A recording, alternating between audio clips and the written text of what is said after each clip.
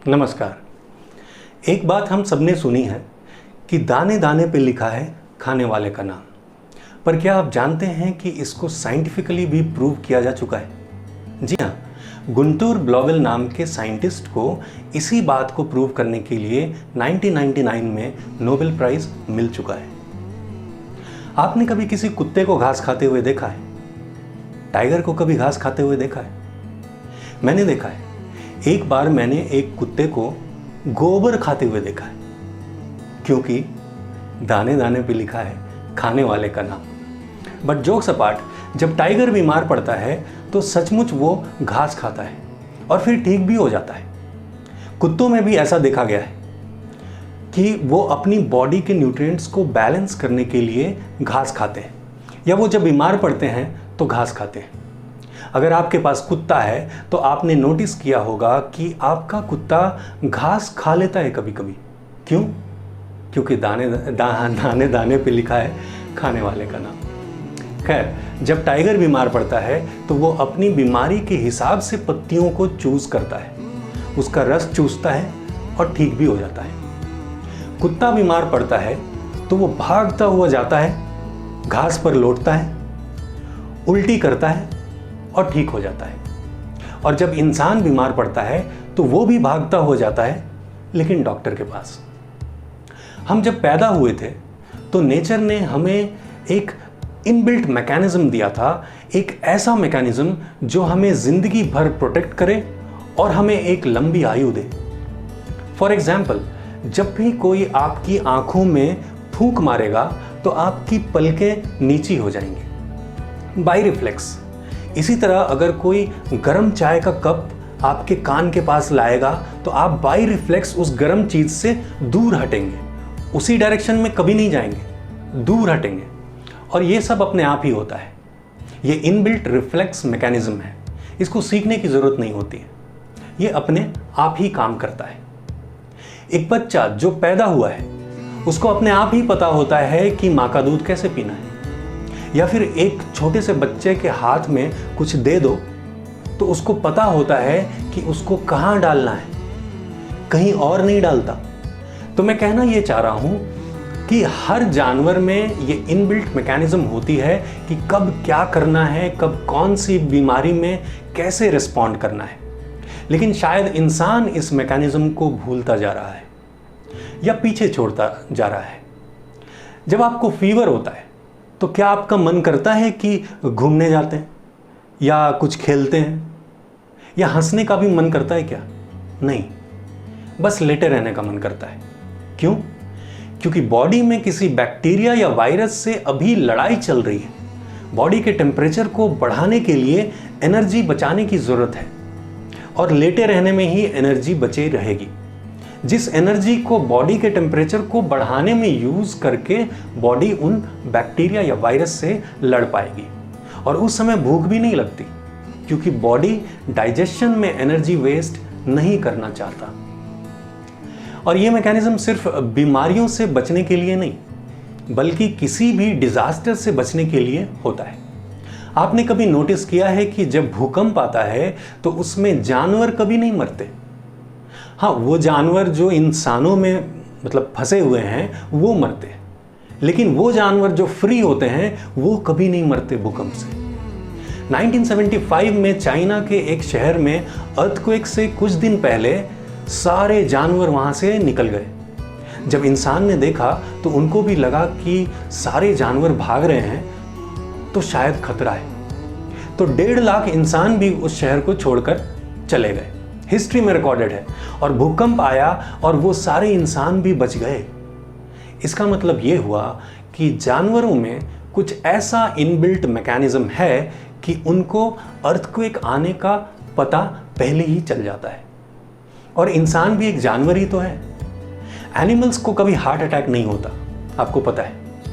लेकिन किसी के घर में अगर पेट होता है, कुत्ता या बिल्ली, तो घर में किसी को अगर हार्ट अटैक आने वाला होता है उससे पहले ही वो पेट, कुत्ता या बिल्ली, अजीब हरकतें करने लगता है। वो इंडिकेशन दे देता है। इनफैक्ट यूएस में जो लोग हार्ट अटैक के प्रोन होते हैं या जिनको अक्सर सीजर आता है, उनके लिए एक स्पेशल टाइप का कुत्ता होता है जो हार्ट अटैक आने से पहले ही कुछ घंटे पहले वार्निंग दे देता है कि हार्ट अटैक आने वाला है। ये कुत्ते ट्रेंड होते हैं और इनको कहीं भी रेस्टोरेंट में, सिनेमा हॉल में ले जाना अलाउड होता है। हाँ, और अगर इंडियन करेंसी में अगर बताऊं तो ये एक कुत्ता 15 से 20 लाख का आता है। तो ये इनर मैकेनिज्म हर जानवर में तो है, पर क्या इंसान में भी ये इनर इंस्टिंक्ट है या उतना ही है जितना बाकी एनिमल्स में होता है? अगर आपने इस बात को समझ लिया तो लाइफ की जर्नी काफ़ी आसान हो जाएगी। तो इसी बात को समझने के लिए आइए एक छोटा सा एक्सपेरिमेंट करते हैं। ये दो फिगर देख रहे हैं, ये दो रैंडम शेप्स हैं जिसको मैंने सीधा कैंची से काट लिया है। अब आपको वीडियो पॉज करके एक कमेंट लिखना है, पहले सुन लीजिए। इन दोनों में से एक का नाम है किकी और एक का नाम है गोगो, लेकिन कौन सी किकी कौन गोगो ये मैं नहीं बताऊंगा। तो जो पहला इंस्टिंक्ट हो आपका, जो दिल से पहली आवाज आए, द फर्स्ट थॉट, वो कमेंट में मुझे लिख के बताइए। आपकी स्क्रीन पे लेफ्ट में ये है और राइट में ये है। अगर आपको ये किकी और ये गोगो लगता है तो कमेंट में लिखिए लेफ्ट किकी राइट गोगो, और अगर आपको ये गोगो और ये किकी लगता है तो कमेंट में लिखिए लेफ्ट गोगो राइट किकी। मैं आपको बता दूं, ये एक्सपेरिमेंट आप लाइफ में एक ही बार कर सकते हैं। एक बार जो हो गया वो हो गया, दोबारा लाइफ में कभी नहीं कर सकते। So take action now, comment below with either left kiki right gogo और left gogo right kiki. Okay, तो अब मैं बता देता हूं, 99% लोग इसको किकी और इसको गोगो कहते हैं। अब अगर मैं आपसे पूछूं कि अगर आप इन शेप्स को खाएंगे तो इनमें से एक मीठा है और एक खट्टा है, तो 99% लोग कहेंगे कि ये मीठा है और ये खट्टा है। अब इसको साइंटिफिक टर्म्स में समझते हैं कि ऐसा क्यों होता है। इसको कहते हैं गैस्ट्रोफिजिक्स। गैस्ट्रोफिजिक्स इज अ न्यू साइंस। हमारी पूरी बॉडी में, हर ऑर्गन में, ब्रेन में ये जो बीमारियों से बचने की या डिजास्टर से बचने की वायरिंग हुई है, ये नेचर ने शुरुआत से ही हमें दी है। ये क्यों है, कैसे काम करता है, ये हमें नहीं पता होता है, पर ये है और सभी जानवरों में है, इंक्लूडिंग मैन। तो इस इंस्टिंक्ट की वजह से, जिसका कोई लॉजिक नहीं होता, हमें राउंडेड चीज़ें मीठी लगती हैं और नुकीली चीज़ें खट्टी या नमकीन लगती हैं। मतलब ब्रेन में ऐसा ही परसेप्शन आता है। जब हम कुछ खाते हैं तो केवल जीभ से नहीं खाते हैं, आंखों से भी खाते हैं, स्मेल से भी खाते हैं। जब आप खाते हैं तो सिर्फ टेस्ट फील नहीं होता है आपको, उसके अराउंड और भी फीलिंग्स होती हैं। इनफैक्ट आप नहीं खा रहे होते हैं तब भी और सिर्फ सोचते हैं खाने के बारे में तो वैसी ही फीलिंग आपको होती है। इसीलिए जब आप राउंडेड चीज़ देखते हैं और उसको खाने का सोचते हैं तो आपके ब्रेन को गोगो मीठा लगता है और किकी खट्टी लगने लगती है। इस बात को बड़ी बड़ी कंपनीज ने समझा है। फॉर एग्जाम्पल 2010 में कैडबरी को ये बात समझ में आई तो उन्होंने कैडबरी के चॉकलेट के एंड्स को राउंड कर दिया और इससे काफ़ी बिक्री भी बढ़ गई कैडबरी की।